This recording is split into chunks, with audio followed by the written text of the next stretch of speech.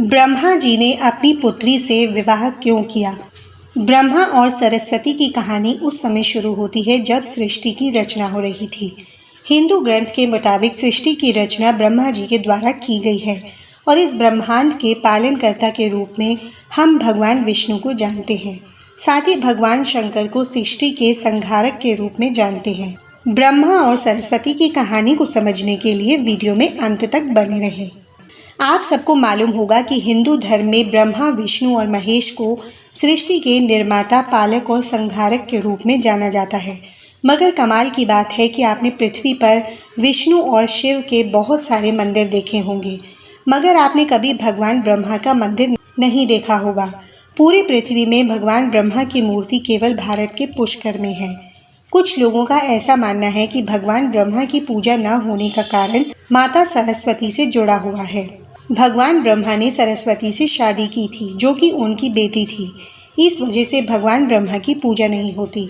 सरस्वती पुराण में भगवान ब्रह्मा और माता सरस्वती के विवाह की बात लिखी हुई है।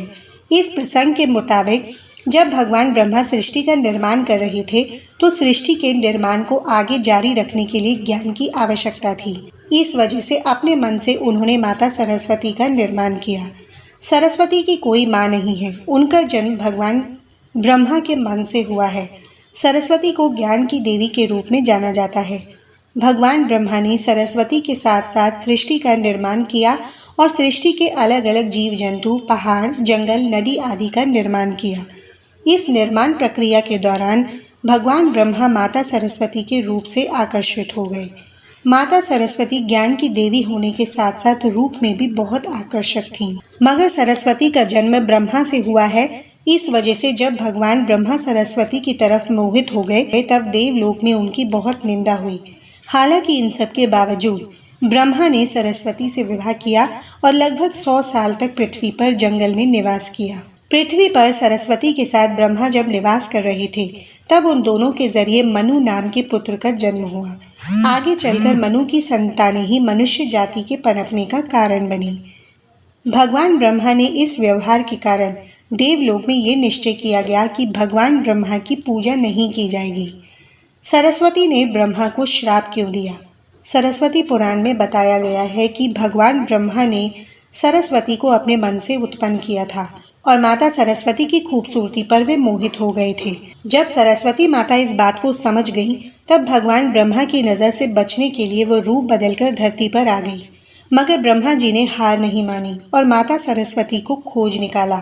भगवान ब्रह्मा माता सरस्वती के साथ शारीरिक संबंध बनाना चाहते थे और सरस्वती इसके लिए तैयार नहीं थी। सरस्वती ने ब्रह्मा को श्राप दिया था कि धरती का निर्माण करने के बावजूद धरती पर कभी आपकी पूजा नहीं होगी। ब्रह्मा और सरस्वती का क्या संबंध है? ब्रह्मा और सरस्वती दोनों ही हिंदू धर्म में बहुत ही महत्वपूर्ण देवी देवता के पात्र हैं। इनसे जुड़ी किसी भी जानकारी पर भरोसा करने से पहले आपको वेद पुराण पढ़ना चाहिए। सबसे पहले आपको बता दें कि हिंदू धर्म में सारी जानकारी वेदों में दी गई है। हिंदू धर्म वेद से शुरू होता है। इसके साथ ही वेद में इस तरह की किसी भी देवी देवता का वर्णन नहीं है। हम जितने भी देवी देवता के बारे में जानते हैं, उन्हें केवल पुराणों में लिखा गया है। अब आपको ये भी समझना होगा कि ब्रह्मा और सरस्वती के संबंध को लेकर जो जानकारी दी जाती है, उसमें कहा जाता है कि इस जानकारी को सरस्वती पुराण से लिया गया है। मगर सरस्वती पुराण नाम का कोई भी पुराण हिंदू धर्म में मौजूद नहीं है। हिंदू धर्म में 4 वेद और 18 पुराण की बात की गई है। इन 18 पुराणों में सरस्वती पुराण नाम का कोई पुराण मौजूद नहीं है। कुछ बड़े पुराणों को उप पुराण में विभाजित किया गया है, मगर उप पुराण में भी सरस्वती पुराण नाम की किसी भी पुराण का जिक्र नहीं है। कुछ जगहों पर मत्स्य पुराण की बात की जाती है, मगर इस पुराण में भी आपको सरस्वती और ब्रह्मा के विवाह जैसी कोई जानकारी नहीं मिलेगी। ऐसे में सवाल उठता है कि ब्रह्मा और सरस्वती के बीच कौन सा संबंध है। इसके लिए आपको समझना होगा कि ब्रह्मा ने सृष्टि का निर्माण किया, अर्थात जब भगवान ब्रह्मा इस सृष्टि का निर्माण करने बैठे, तब विष्णु और महेश के अलावा कुछ भी इस दुनिया में मौजूद नहीं था। ऐसे में अगर उन्हें सृष्टि को आगे चलाने के लिए किसी भी पुरुष और स्त्री की आवश्यकता होगी, तो उन्हें अपने मन से उनकी रचना करनी होगी। इसी वजह से भगवान ब्रह्मा ने माता सरस्वती, नारद, मनु, जामवंत, सनक, सनंदन, सनातन और सनत कुमार भृगु अत्रि का जन्म अपने मन से किया और पृथ्वी को आगे संचालित करने के लिए धरती पर भेजा। इसमें पृथ्वी पर ज्ञान के संतुलन को बनाए रखने के लिए उन्होंने माता सरस्वती को अपने साथ रखा और साथ रहने वाली स्त्री को पत्नी का दर्जा दे दिया गया। सरस्वती पत्नी है या ब्रह्मा की बेटी। अगर ब्रह्मांड में मौजूद हर चीज की रचना भगवान ब्रह्मा ने की है तो बेटी हो या पत्नी, दोनों की ही रचना भगवान ब्रह्मा के द्वारा ही संभव थी। भगवान ब्रह्मा को अगर किसी के साथ विवाह करना था तो इसके लिए भी उन्हें किसी का निर्माण अपने मन से करना पड़ता और उनके मन से उत्पन्न होने के कारण उनका रिश्ता बेटी की तरह भी लगाया जाता है। हालांकि सृष्टि का निर्माण होने के बाद अलग अलग घटनाओं के कारण ब्रह्मा का विवाह 5 बार हुआ था। इस वजह से उनकी कुल 5 पत्नियां हैं, जिनमें सरस्वती, सावित्री, गायत्री, श्रद्धा और मेघा है। ब्रह्मा जी की पूजा क्यों नहीं होती है?